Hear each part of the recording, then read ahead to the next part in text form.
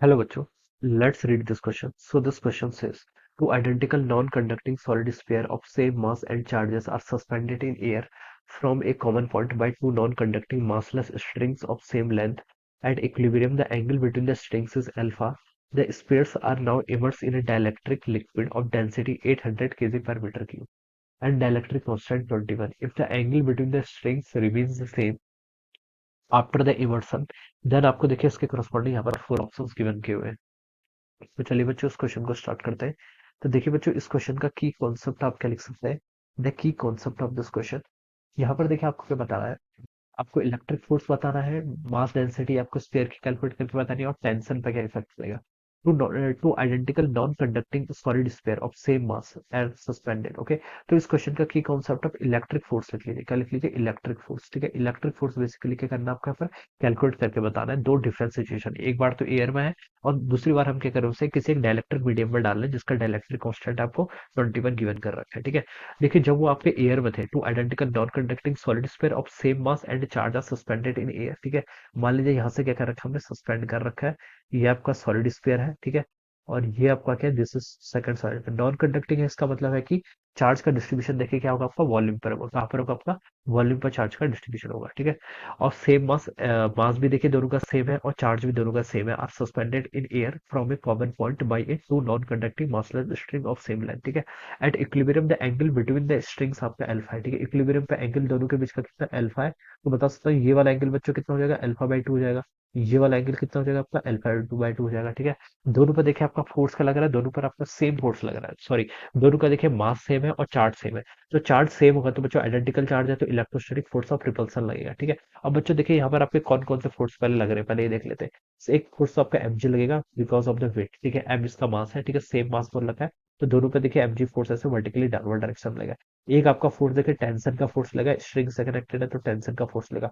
दूसरा आपका electrostatic force of repulsion लगेगा। ठीक है, तो यहाँ से बच्चों हम क्या बता सकते हैं, ये सारे फोर्सेस हो गए।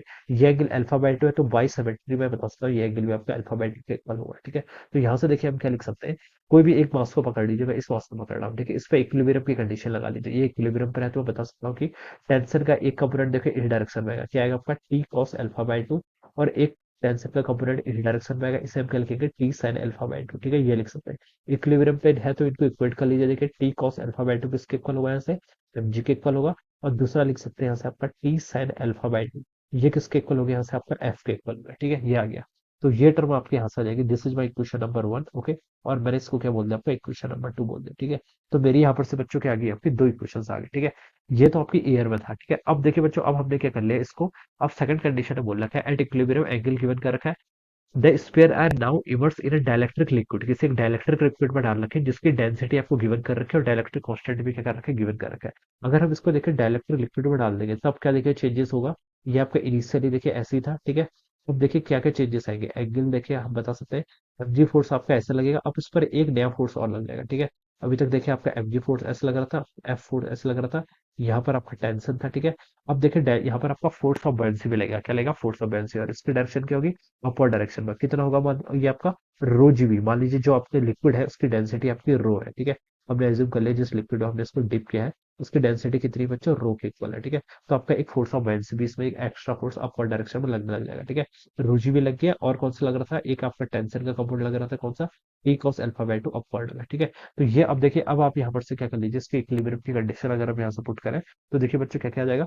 ऊपर की साइड देखिए आपके कौन कौन से फोर्स लग रहे हैं, एक फोर्स आपका T cos alpha by to लग रहा है, प्लस दूसरा फोर्स आपका रो जीबी लग रहा है। ठीक है, और डाउनवर्ड डायरेक्शन में सिर्फ आपका क्या लग रहा है, एमजी लग रहा है। ठीक है, तो ये हो जाएगा। और देखिए वर्टिकल और हॉरिजॉन्टल डायरेक्शन में देखिए ये टेंशन का कौन सा कंपोनेंट आएगा, T sine alpha by to, यहाँ पर आएगा T sine alpha by two, और इसको कौन बैलेंस कर रहा है, यहाँ पर से आपका एफ बैलेंस कर रहा है। क्या कर रहा है आपका, एफ बैलेंस कर रहा है। ठीक है, तो लिख लीजिए T sine alpha by two. ठीक है, एफ नहीं, आपका देखिए एफ नहीं, अब यहाँ पर हमने एक डाइलेक्ट्रिक मीडियम रखा है जिसका डाइलेक्ट्रिक कांस्टेंट कितना आपका एप्सिलॉन आर मान लेते हैं। ठीक है, इसकी वैल्यू हमें गिवन करके 21 है। बट चलिए अभी हम इसको वैल्यूज बाद में पुट करेंगे। इसको आप लिख लीजिए, देखिए F divided by epsilon r. ठीक है, एफ डिवाइडेड बाय कितना हो गया, एप्सिलॉन आर, ये लिख सकते हैं। ठीक है, तो ये आपके यहाँ पर से वैल्यू आएगी। अब देखिए इस इक्वेशन को मैं यहाँ पर से ऐसे लिख सकता हूँ, देखिए इसको आप ऐसे लिख लीजिए, देखिए T cos alpha by two equal to कितना हो जाएगा आपका, m g minus rho g b, ऐसे कंपेयर करने में इजी रहेगा। ठीक है, और दूसरी इक्वेशन आपकी T sin alpha by two, इसको हमने सेम एज इट इज ऐसे रहने दिया। ठीक है, ये आपकी इक्वेशन आ गई। This is my equation number third. Okay, और ये क्या होगी, मेरी इक्वेशन नंबर 4 होगी, ठीक है। ये मैं यहाँ पर से ऐसे बता सकता हूँ, ऑलराइट। अब देखिए बच्चों, अब हम क्या करते हैं, इन इक्वेशंस को कंपेयर करते हैं, ठीक है। इन इक्वेशंस को देखिए अगर हम कंपेयर करें तो क्या लिख सकते हैं, देखिए T cos alpha by two और T sine alpha by two, ठीक है। लेफ्ट साइड में देखिए यहाँ पर भी सेम है, इसको हम क्या लिख सकते हैं, एम जी बाई एफ लिख सकते हैं। मैंने इनको डिवाइड कर लिया, कितना हो जाएगा आपका, एम जी बाई एफ, ठीक है। और राइट साइड से देखिए कितना हो जाएगा, यहाँ से हो जाएगा आपका m g minus of our rho g V divided by यहाँ पर आपका F divided by epsilon r होगा, ठीक है। एफ से बच्चों आपका यहाँ पर एफ कैंसिल हो गया, जी देखिए सब में कॉमन है तो जी भी हमने यहाँ पर से कैंसिल कर दिया। एम क्या है, मास। मास देखिए किसके इक्वल होगा, सॉलिड स्फीयर की डेंसिटी गिवन है, नहीं गिवन है, ऑप्शन में पूछा गया, देखिए सी ऑप्शन है, mass density of the solid sphere, मान लीजिए आपकी डी के इक्वल है। तो मास कितना होता है, डेंसिटी इनटू वॉल्यूम, तो मैं पुट कर लेता हूँ। इस पर लिख लिया डेंसिटी, मान लीजिए डी है, वॉल्यूम तो वी हो जाएगी, तो ये लेफ्ट साइड में चला जाएगा। यहाँ पर देखिए आपका मास क्या हो जाएगा, अगेन डेंसिटी इंटू वॉल्यूम, ठीक है। माइनस रो, ये किसकी डेंसिटी है, डाइलेक्ट्रिक की, इंटू वॉल्यूम, डिवाइडेड बाय देखिए 1/एप्सिलॉन आर था, डिवाइड बाय ये ऊपर आके कितना हो जाएगा, सिंपली आपका एप्सिलॉन आर हो जाएगा, ठीक है। ये आप यहाँ पर से इसको ऐसे लिख सकते हैं, ठीक हो गया। अब बच्चों यहाँ से क्या लिखना है आपको, आपको पहले यहाँ पर डेंसिटी फाइंड आउट कर लीजिए, डी की वैल्यू कैलकुलेट कर लीजिए।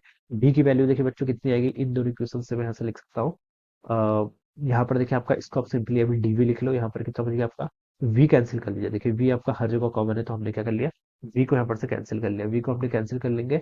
अब बच्चों देखिए अब आगे क्या आ रहा है, वी को कैंसिल कर देंगे तो यहाँ पर डी बच गया, और यहाँ पर बच गया आपका epsilon r times d minus rho times आपका एप्सिलॉन आर, ठीक है, ये हो जाएगा, ठीक है। डी की वैल्यू कैलकुलेट करनी है, तो आप इसको देखिए रो एप्सिलॉन आर, इसको आप लेफ्ट साइड लेके आ गए, और यहाँ से आपका डी कॉमन कर लीजिए, एप्सिलॉन आर माइनस वन, ये टर्म यहाँ से 3 आ जाएगी, ठीक है। और यहाँ से बच्चों आपकी डी की वैल्यू हो जाएगी rho times epsilon r divided by epsilon r minus one, ठीक है। रो की आपकी डेंसिटी, किसकी डेंसिटी, जिस लिक्विड में आपने इसको पुट किया है, ठीक है। इसकी डेंसिटी गिवन कर रखी है, देखिए डाइलेक्ट्रिक लिक्विड की डेंसिटी 800 केजी पर मीटर क्यूब है, तो इसको 800 पुट कर लीजिए। एप्सिलॉन आर क्या, डाइलेक्ट्रिक कांस्टेंट, इसकी वैल्यू 21 है, डिवाइडेड बाय देखिए आपका एप्सिलॉन आर माइनस वन, यानी कि 20 इधर आ जाएगा। इसको सॉल्व करके कितना आ गया, 40। 40 इंटू टू 21 करेंगे तो 821 फोर 84, तो 840 के इक्वल आ जाएगा, ठीक है। 840 केजी पर मीटर क्यूब, ये आपकी कहेंगे this is the density of the solid sphere, ये आपकी सॉलिड स्फीयर की डेंसिटी आ गई, ठीक है। तो देखिए ऑप्शंस में देखते हैं, आपका सी ऑप्शन में देखिए क्या लिखा है, mass density of the sphere 840, तो बच्चों ये स्टेटमेंट तो बिल्कुल करेक्ट है, ठीक है। अब डी पर आते हैं, डी पर देखिए क्या लिखा है, tension in the string holding the sphere remains unchange, tension आपकी क्या रहेगी, रिमेंस अनचेंज रहेगी, ठीक है। तो बच्चों ये स्टेटमेंट आपका रॉन्ग हो जाएगा, टेंशन कैसे, टेंशन आपकी क्या करेगी, वेरी करेगी, देखिए एक नया फोर्स आपका आ गया है रो जी बी, पहले देखिए आपका क्या था, टी कॉस अल्फा आपका एम जी के इक्वल था, अब कितना हो गया, T cos alpha plus rho g b, तो यहाँ से हम लिख सकते हैं, पहले तो आपका T cos alpha by two कितना था, एम जी के इक्वल था, अब T cos alpha by two कितना है, m g minus rho g b के इक्वल है, ठीक है। तो टेंशन को बच्चों आपके वेरी करेंगे, ठीक है, रिमेन्स अनचेंज बोला इसने, तो बच्चों ये स्टेटमेंट क्या हो जाएगा, आपका रॉन्ग हो जाएगा, ठीक है। तो आपका डी स्टेटमेंट रॉन्ग हो गया। अब पूछा कि इलेक्ट्रिक फोर्स के बारे में बता रहे हैं, electric force between the spheres, ठीक है। इलेक्ट्रिक फोर्स को देखिए क्या करेगा, आपका इलेक्ट्रिक फोर्स देखिए आपका यहाँ पर सर रिड्यूस करना चाहिए, क्या करना चाहिए आपका, इलेक्ट्रिक फोर्स आपका रिड्यूस करेगा, देखिए हमने यहाँ पर भी लिखा फोर्स अब कितना हो जाएगा आपका, एफ बाई एप्सिलॉन आर, ठीक है, यहाँ से हम बता सकते हैं, ठीक है। F by epsilon r, force क्या कर रहा है आपका बच्चों, यहाँ पर से रिड्यूस कर रहा है, ठीक है। फोर्स रिड्यूस क्यों करेगा, देखिए इसका रीजन भी हम यहाँ पर से देख सकते हैं। यहाँ पर आपका डाइलेक्ट्रिक मीडियम है, डाइलेक्ट्रिक मीडियम है, तो देखिए क्या होता है, डाइलेक्ट्रिक मीडियम है और यहाँ पर आपका चार्ज है, तो हम बता सकते हैं यहाँ पर आपका पोलराइजेशन होगा, ठीक है। ये आपका चार्ज है, चार्ज के कारण क्या होगा, इलेक्ट्रिक, तो यहाँ पर आपका किसी डाइलेक्ट्रिक मीडियम को एक्सटर्नल इलेक्ट्रिक फील्ड में रखते हैं, तब क्या होता है, आपका पोलराइजेशन होता है, ठीक है। पोलराइजेशन होता है, तो हम बता सकते हैं बच्चों यहाँ पर क्या होगा, आपका इलेक्ट्रिक फील्ड तो बच्चों आपका रिड्यूस होना चाहिए, ठीक है।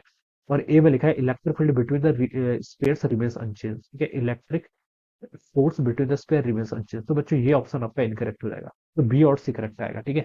या फिर देखिए हम इसको ऐसे भी सोच सकते हैं, यहाँ पर एक दूसरा एक फिनोमिना हो रहा है, कौन सा, पोलराइजेशन का फिनोमिना हो रहा है, ठीक है। पोलराइजेशन को देखिए हम ऐसे डिफाइन करते हैं, ऑल द वे, ठीक है। आंसर तो आपका आ गया, ऑप्शन कौन कौन से ट्रू होंगे, ऑप्शन बी एंड सी के हैं यहाँ पर आपके ट्रू होंगे, ठीक है। ऑप्शन बी एंड सी के हैं यहाँ पर आपके ट्रू ऑप्शन है, these are the right answer, ठीक है। लेकिन देखिए हम इसको यहाँ पर से ऐसे डिफाइन कर सकते हैं, यहाँ पर आपका देखिए डायलेक्ट्रिक मीडियम में क्या होता है, आपका पोलराइजेशन होता है, ठीक है। अब देखिए जैसे हम यहाँ पर इलेक्ट्रिक फील्ड को डिफाइन करते थे, वैसे यहाँ पर हमारे पास 3 कंपोनेंट होते हैं, एक होता है इलेक्ट्रिक फील्ड, एक होता है आपका डिस्प्लेसमेंट वेक्टर, ठीक है, और थर्ड होता है आपका पोलराइजेशन वेक्टर, ठीक है। आपको यहाँ पर देखिए जैसे इलेक्ट्रिक फील्ड हम कैलकुलेट करते थे, गॉस लॉ से हमें क्या पता है, electric field E and D S किसके इक्वल होता है आपका, क्यू इनक्लोज डिवाइडेड बाय 1/एप्सिलॉन नॉट। ये क्यू इनक्लोज देखिए आपका टोटल चार्ज होता है, ये आपका फ्री चार्ज भी आता है, इसमें बॉन्डेड चार्ज भी आता है, देखिए। लेकिन हमें यहाँ पर देखिए बॉन्डेड चार्ज आएगा, क्योंकि यहाँ पर डाइलेक्ट्रिक मीडियम है, डाइलेक्ट्रिक मीडियम में पोलराइजेशन होगा, पोलराइजेशन के कारण कुछ ना कुछ आपका बाउंड चार्ज आएगा, ठीक है। लेकिन बाउंड चार्ज की हिंट हमें गिवन नहीं कर रखी, ठीक है। हमें सिर्फ देखिए यहाँ पर क्या गिवन है आपको, हमें सिर्फ यहाँ पर फ्री चार्ज गिवन कर रखा है। फ्री चार्ज का मतलब होता है जो चार्ज हमें क्वेश्चन में मेंशन है या फिर हमें जो दिख रहा है वो आपका फ्री चार्ज हो गया, ठीक है।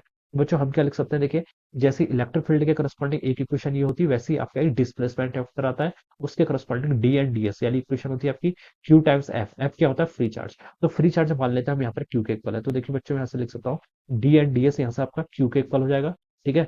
और एन डी एस इसको अगर हम ओपन करेंगे तो देखिए d into 4 pi r square, ठीक है। ये किसके इक्वल हो जाएगा, क्यू एफ के इक्वल हो जाएगा। और डी की वैल्यू हो जाएगी यहाँ से Q divided by 4 pi epsilon, ठीक है। ये आपका क्या आ गया, this is our D vector, ये आपका डिस्प्लेसमेंट वेक्टर आ गया। अब डी और ई के बीच में रिलेशन होता है, डी वेक्टर को हम एप्सिलॉन टाइम्स ई लिखते हैं, ठीक है। और एप्सिलॉन क्या होता है, एप्सिलॉन होता है आपका परमिटिविटी, ठीक है, परमिटिविटी। और एप्सिलॉन को कैसे लिखते हैं, देखिए एप्सिलॉन होता है आपका एप्सिलॉन नॉट टाइम्स आपका एप्सिलॉन आर इंटू ई होता है, ठीक है। डी की वैल्यू बच्चों आपने कैलकुलेट कर ली, कितना आ गया आपका q by 4 pi r square, ठीक है। मैं इसको यहाँ पर पुट कर दूं तो हो जाएगा Q divided by 4 pi r square, it is equal to epsilon times epsilon r times E, ठीक है। तो बच्चों यहाँ से आपका ई की वैल्यू कितनी आ गई, ई की वैल्यू देखिए यहाँ से मैं लिख सकता हूँ फिर q divided by 4 pi epsilon nought times epsilon r और आर स्क्वायर, ये आपका यहाँ पर से क्यू आ गया। तो देखिए बच्चों इलेक्ट्रिक फील्ड आपका आर से क्या कर रहा है, रिड्यूस कर रहा है। इलेक्ट्रिक फील्ड रिड्यूस करेगा तो हम बता सकते हैं यहाँ पर फोर्स भी क्या करेगा आपका, रिड्यूस करना चाहिए, ठीक है। तो ऐसे भी इसको हम प्रूफ करके बता सकते हैं, ठीक है। Although this is not in our part, but हम वैसे ही बता सकते थे कि आंसर तो देखिए आपका यहाँ पर से